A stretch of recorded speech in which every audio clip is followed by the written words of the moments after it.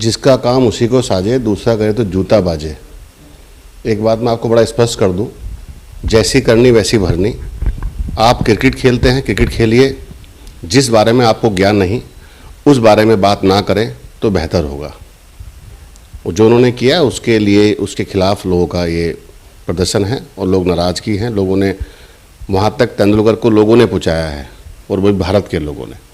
अगर उन्हीं के खिलाफ बोलेंगे, वो किसान की ही गेहूँ खा के बड़े हुए हैं, तभी उनका स्टैमिना बढ़ा हुआ है।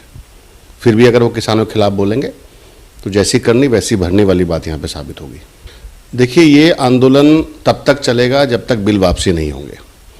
रही बात खाप की, तो खाप सब बिरादरियों की है, वो खाली किसी एक कास्ट की नहीं है। जैसा मैं देख रहा हूँ, कुछ लोग, खासकर बीजेपी के चंद लोग, इस भ्रम को फैलाने में लगे हैं कि ये पर्टिकुलर एक कास्ट का आंदोलन है, लेकिन खाप हर बिरादरी में होती है। पता नहीं, एक तो इनको आरएसएस के किताबनामे में ये नहीं पढ़ाया जाता कि कौन सी बिरादरी कौन सी खाप होती है, ये इनके साथ एक दिक्कत है।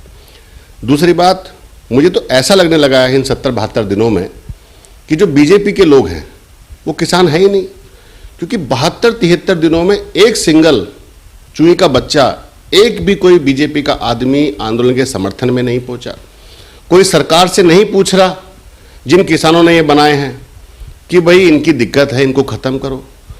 अगर बीजेपी का कोई भी माई का लाल, अगर जिसने अपनी माँ का दूध पिया है, वो 5 मिनट, 10 मिनट, आधा घंटा मेरे साथ बैठ के डिबेट कर ले ओपन, और वो मुझे समझा दे कि इस बिल के इतने फ़ायदे हैं, मैंने बचपन से किसानी ही की है आज तक, वो मुझे समझा दे, आंदोलन मैं ख़त्म करा दूंगा। ओपन डिबेट की चैलेंज है मेरी।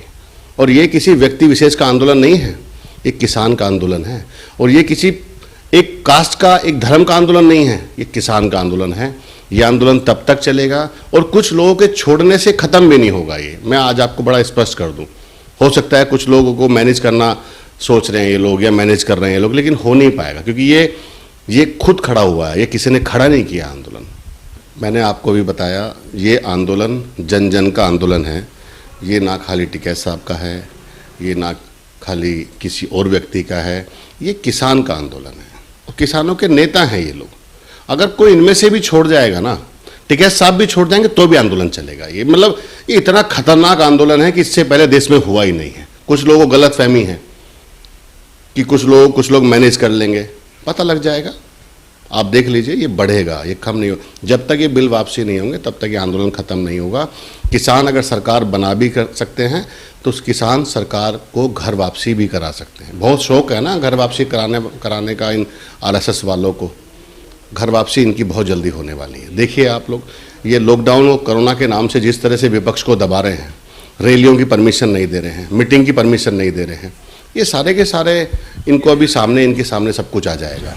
देखिए, हम भी किसान हैं, किसानों के साथ हमदर्दी है और सरकार को भी किसान के साथ हमदर्दी है।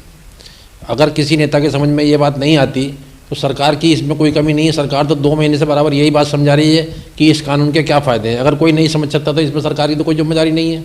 लेकिन मैं भी ये कहना चाहता हूँ कि अगर किसी के समझ में नहीं आ रहा, अगर मैं ये बात कहूँ कि इससे नुकसान कितने हैं, क्या ये बात कोई हमें समझा देगा? सरकार को अगर कोई अपने नुकसान ही समझा दे तब भी सरकार समझ जाए। क्योंकि सरकार ने अपनी बात कही है, सरकार बार बार पत्रक भी छपवाएं सरकार ने, सरकार के सारे विधायक लगे हुए हैं, सरकार के सारे एमपी लगे हुए हैं ये बात समझाने में कि जो है इस किसान बिलों का फ़ायदा है, हमें किसान के लिए फ़ायदा है। लेकिन कांग्रेस के नेता और अन्य दलों के नेता बराबर उसकी काट कर रहे हैं। जो समझाते हैं उतना उनका माइंड वॉश कर देते हैं और किसान बेचारा परेशान हो रहा है बॉर्डर पे। और किसान के लिए आज 2 महीने हो गए अपनी खेती बाड़ी छोड़ के बॉर्डर पर पड़ा है। तो मैं समझता हूँ कि किसान की तो इसमें कोई गलती नहीं है, इसे तो राजनीतिक रूप दे दिया गया और राजनीतिक फ़ायदा उठाने के लिए लोग किसानों को इस्तेमाल कर रहे हैं। किसान की सरकार तो बिल्कुल फेवर में इसलिए है कि बिना किसान के सरकार का काम क्या चला। किसान तो सरकार के लिए अन्नदाता है, सबके लिए अन्नदाता है, किसान कमाता है, सब लोग, सारी दुनिया खाती है।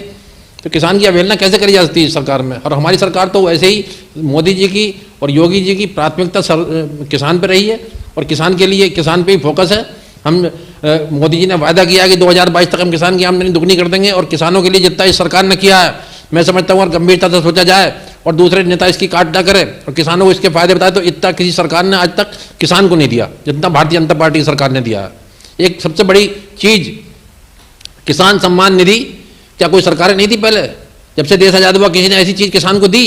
आज भारतीय जनता पार्टी की सरकार ने किसान सम्मान निधि की कि जिस किसान के नाम जमीन है, जिस किसान के नाम फर्द है, उसको 6,000 रुपये प्रति वर्ष घर बैठे मिलेंगे। ये कोई कम बड़ी बात है? ये तो कोई कह ही नहीं सकता किसान की फिक्रमंद सरकार नहीं है। सरकार तो किसानों के प्रति बहुत फिक्रमंद है, लेकिन जो दूसरी पार्टियां लगी हुई हैं उनको किसानों को बरगलाने में जो लगी हुई हैं, तो किसान भ्रमित हो रहा है और किसान बॉर्डर पर पड़ा है। इसका हम सबको परेशानी, हमें भी परेशानी, सरकार को भी परेशानी। का हमें बहुत दुख है कि किसान आज ऐसी सर्दी में और बॉर्डर पर संघर्ष करना पड़ रहा है।